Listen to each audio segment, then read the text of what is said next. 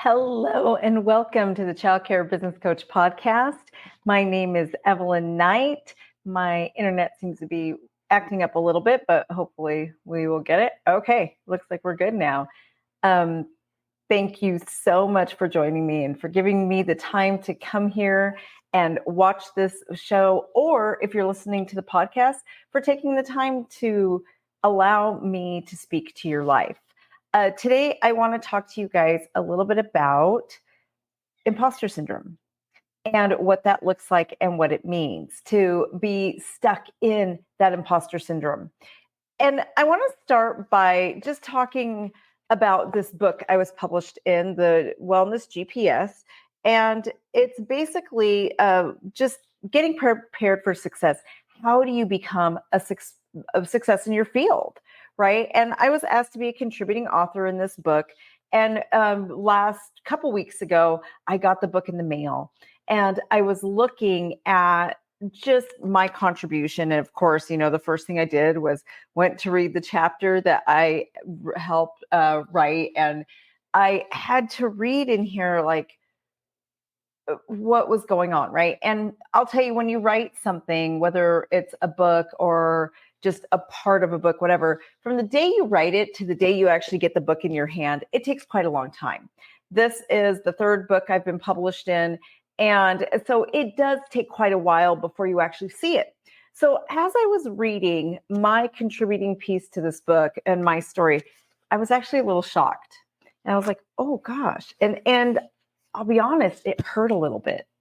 It hurt. Oops, sorry, I'm touching my microphone. I might have just made the sound not so great for you guys. But it really actually hurt a little bit when I reread my story. And it's something I think so many of you can resonate with, which is why I was so happy after I got the book that this is what I wrote about. So this is the third edition of the Wellness GPS. And second time I've been asked to write for and with them. And the first time, I know this is going to go out to the world to help success leaders out there who are trying to make the best life possible. It's going to help them to navigate those muddy waters, right? And so for me, I'm always thinking, I need to come up with some big story to help people. I need something huge. And I've experienced a lot of huge in my life, a lot of huge. So I literally kind of look through like, okay, what huge am I going to pick? Like, am I going to tell another story about how I was a caregiver for my husband, or after his death, maybe, or maybe when I almost lost everything, or maybe when I did go bankrupt, right? I've been through a lot. Or how about my own personal diagnoses of having neurological disorders and the things that I've personally dealt with as well. So when I was assigned to write this book, or in this book, I had writer's block. It was really bad. It was bad. It was bad. I could not write, couldn't think of anything. I would sit down at my laptop and it felt like there was so much to say, but nothing came out. But it wasn't just the story and this deadline, this specific deadline, that was making me feel that way. It was everything. It was content I was supposed to be creating for, I don't know, just the different states I'm contracted to work for. It was just content, period. I could not create. And my job is to create. I create trainings for the early childhood education profession. I write. I do a lot, right? I create. That's what I do. I also have a book that I was contracted to write, my own book, and nothing was coming. So I want to read some portions of this story just for you guys to grasp where I was, because I actually got on a call with the person, Peggy Williams, who put this book together. And Peggy is an amazing coach. And she just helps so many people. And I just said, Peggy, I don't know what to say. I am stuck. And she said, well, Write about that. Write about where you are right now, how you feel. So I thought, oh, okay, I'm going to treat this like a journal almost. I'm going to kind of do a journal entry and then I'll edit it to make it work for a book. So I want to read portions of this to you guys, and I love a discussion. So please put in the comments if something resonates with you, say, oh my gosh, I feel that. But this was literally what I was experiencing at the time. And ironically, writing my portion of this helped me to come out of this period. And it didn't fully snap me out of it, but it did help get the ball rolling and get me out of where I was so stuck. But I started off saying I have been avoiding my email all day. It's a familiar pattern that signals I'm at a crossroads yet again in my life. I know I am out of excuses and tasks that distract me from my email. It's time. I feel the dread as my email loads, the virtual world brimming with the demands and expectations. Sure enough, it's exactly what I thought it would look like. Numerous people looking for me for answers, deadlines that are looming closer and closer, and of course, the reminder of the things that I've already missed. How does that feel? Have you ever sat at your computer and there's just dreaded opening that email box or your mail that comes to your home or to your business? Have you ever just sat in absolute dread? Because you know that it's just going to be more and more people wanting something from you. And you're pretty much feel like you're empty. There's just nothing left. That's how I felt during this time. And it goes on to say, it feels like everyone wants something from me. And I'm sorry, I thought I turned off my ringer, but apparently I did not. It feels like everybody wants something from me. After all, I am the person who everyone goes to for the answers. I am the person people want to as a contributor. I worked hard to get here. I wanted this for myself. So why is it so hard now to fulfill the role that I wanted? Think about that. How many of you feel that way? You look at your life now saying, I wanted this job, that where I am in life, this is what I asked for.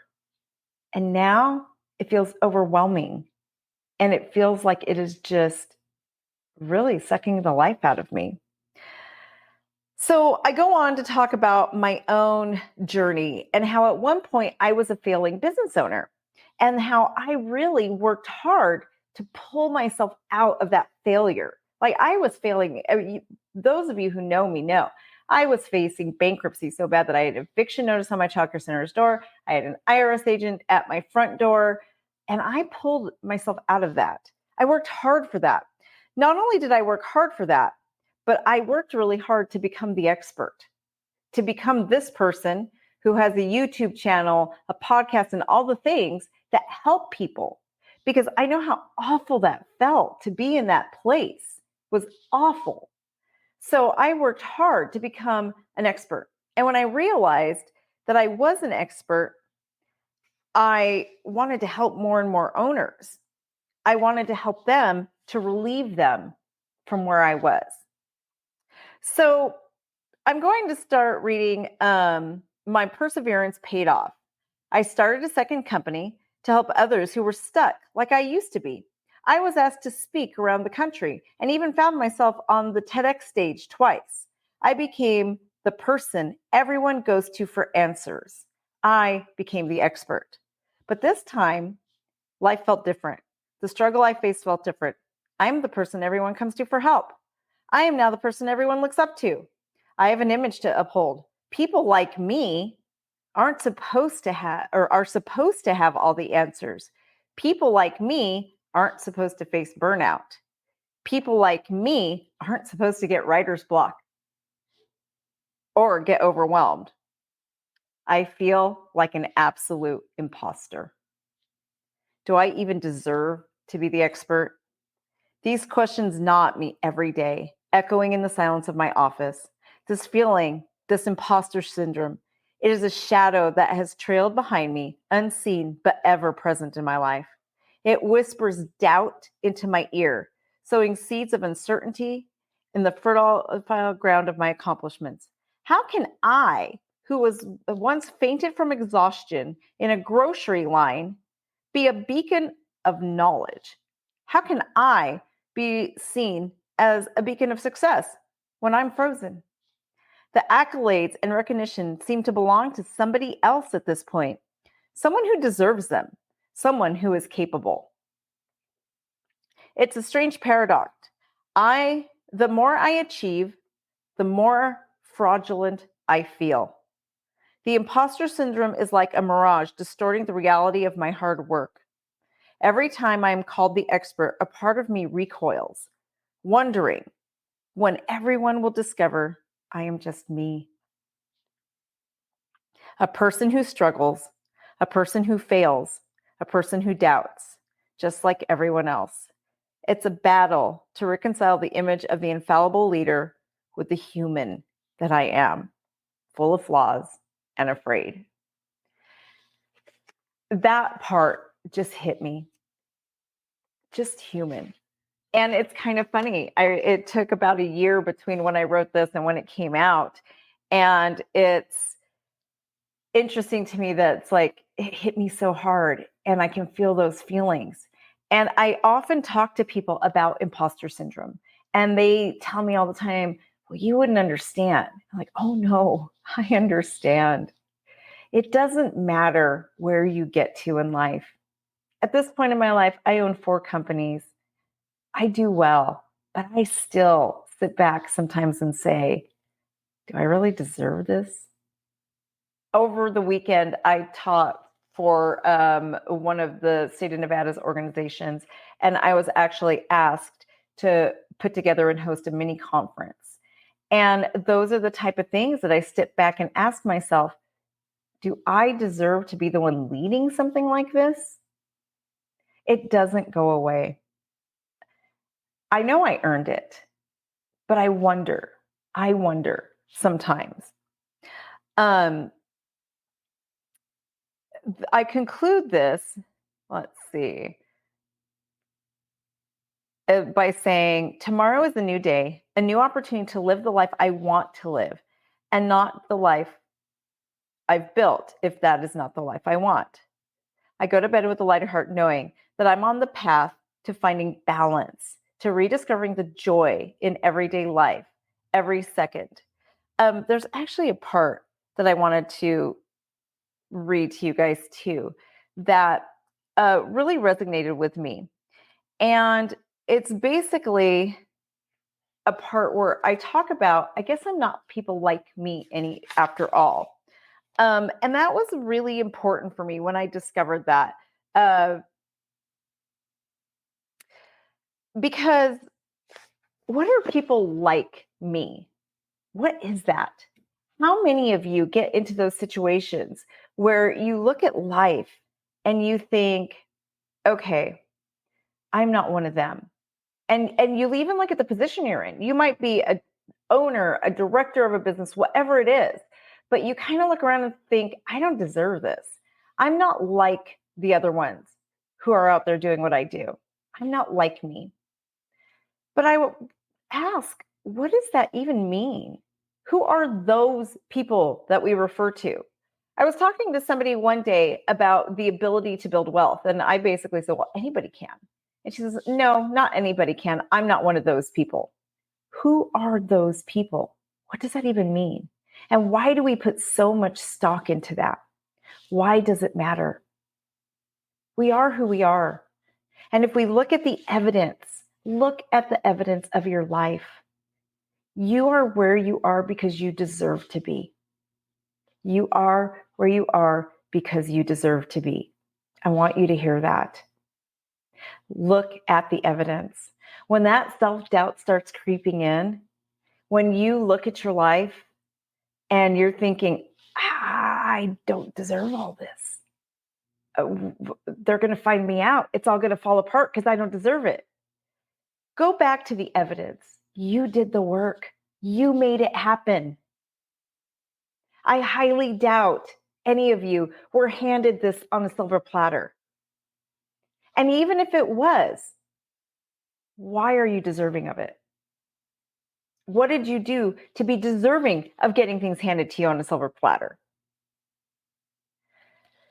For those of us who suffer from imposter syndrome, when those voices enter your head, when the seeds of doubt come, just look to the evidence and argue against it.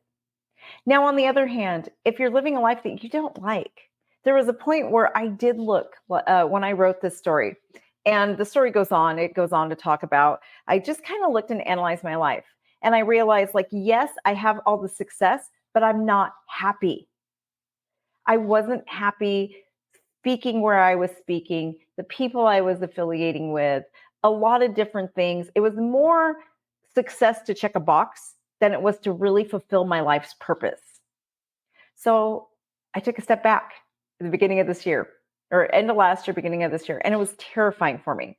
And I literally decided, I don't care if I have to burn everything I built down and build it back up to make it exactly what God created me to bring to the world, because that is what's really important. Because bottom line is, when I'm living through my purpose and I am fulfilling what I know God put me here for, that's when I find real joy and happiness. It's not because I got TED Talks and all these things. And it's only been a few months since I decided, okay, I'm starting over. And I really didn't have to burn everything down and start over again because I had a really good foundation. But I can tell you that I'm bouncing back stronger. Everything is better, and I'm finding joy in life again. So if you feel like you let someone else call your shots, take control of your life, do something about it. Do something about it. It's okay to pivot. It's okay to go in the direction that brings you joy. And I know that's scary, but you got here. You got here. Don't let the imposter syndrome tell you it wasn't you. I hope everybody has a wonderful week. And by the way, I am going to be doing an encore of the Child Care Business Summit. It's not going to be the full summit, but we are going to be doing an encore of the Child Care Business Summit. So be looking out for the tickets. If you bought tickets to the summit and you were there, you are going to get in for free automatically. But we're going to be putting the date out soon and all the details. It's going to be a 1 day of the highlights for an encore for the Child Care Business Summit. Have a wonderful day, everybody.